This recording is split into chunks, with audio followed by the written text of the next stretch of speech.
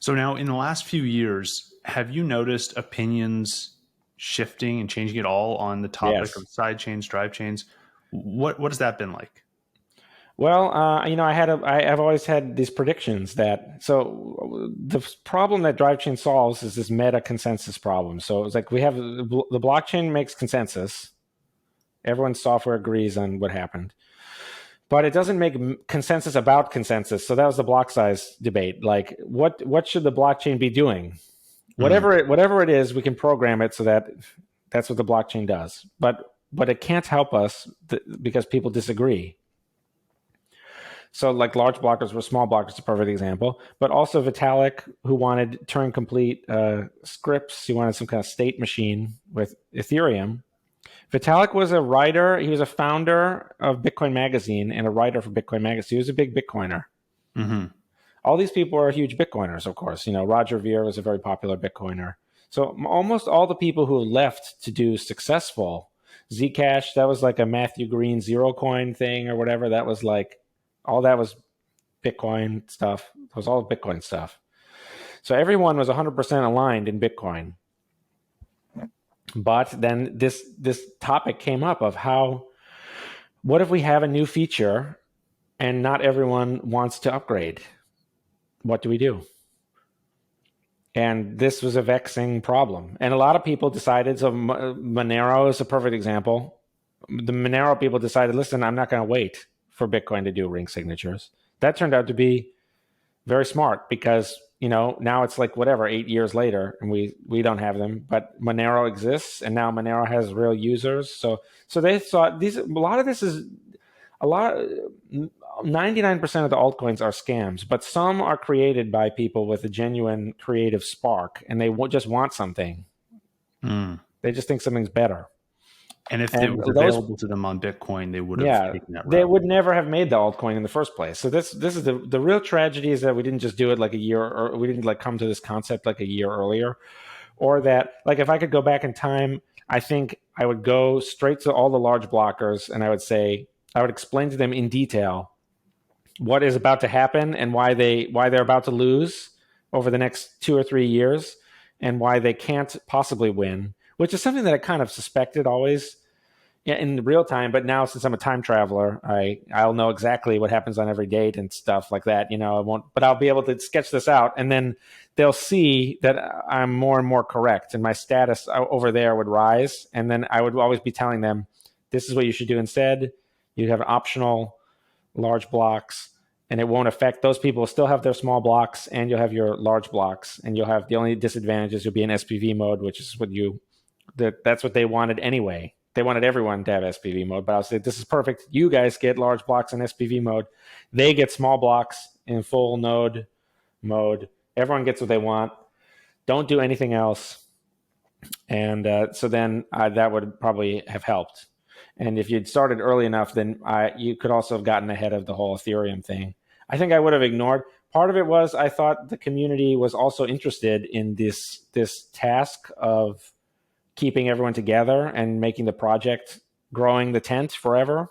But again, part of the scaling war was people could make a whole career out of just being a jerk, being like a toxic person and kicking people while they're down and making fun of, you could make a whole career out of just being like a critic and not actually making anything.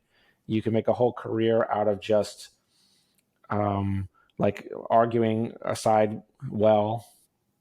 And, that was like what I noticed when I said in 2015 at Scaling One. I started to notice that. I was like, no one wants a win-win thing.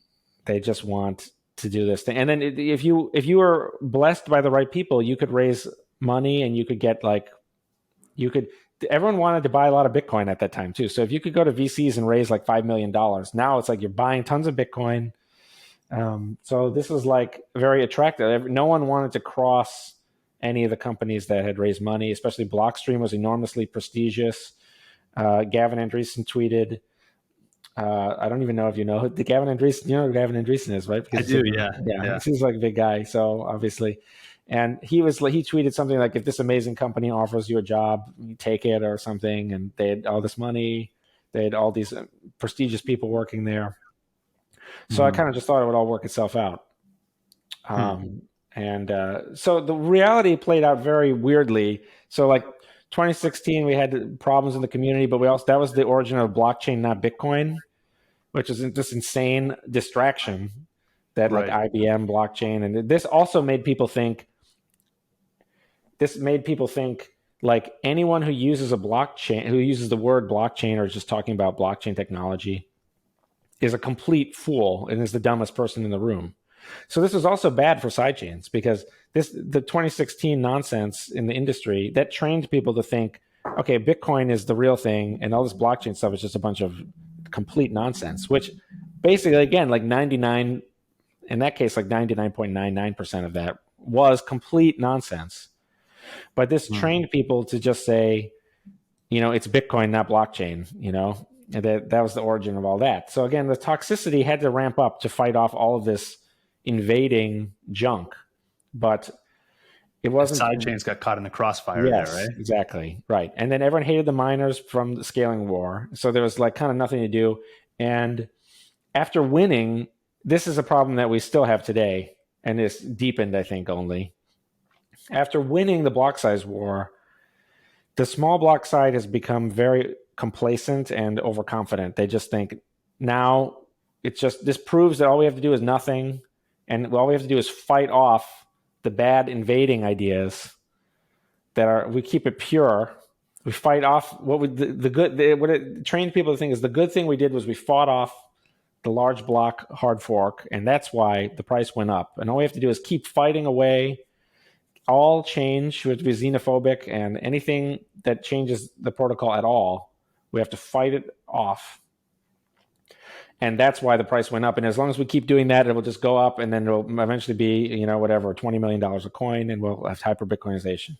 So that's what people were trained to think as a result of the scaling war, which again, it was like the only thing worse than winning would have been losing. I guess I don't know. I have to come up with a clever phrase, but just the fact that we had this scaling war was horrible, and it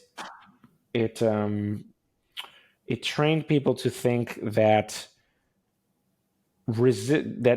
Bitcoin should not be chained. So people had to do kind of like a 1984 double think also, because they were like the large block change was bad. We fought it off, but we did SegWit, which was a large block. It was a block size increase. So in 2017, we fought off SegWit 2x, but we activated SegWit, which was a block. So there was this kind of like 1984 double think where people started to get more tribal, and and careers were ruined. And careers were made. Like I said, like huge amounts of money were won and lost. And the Bitcoin Cash, you had all these people went over there, and first everyone was making money, then people were losing money, then. So and then what happened? It was like all blur after that. But I can give you more details. But that's kind of what setting the stage. This is probably like total information overload.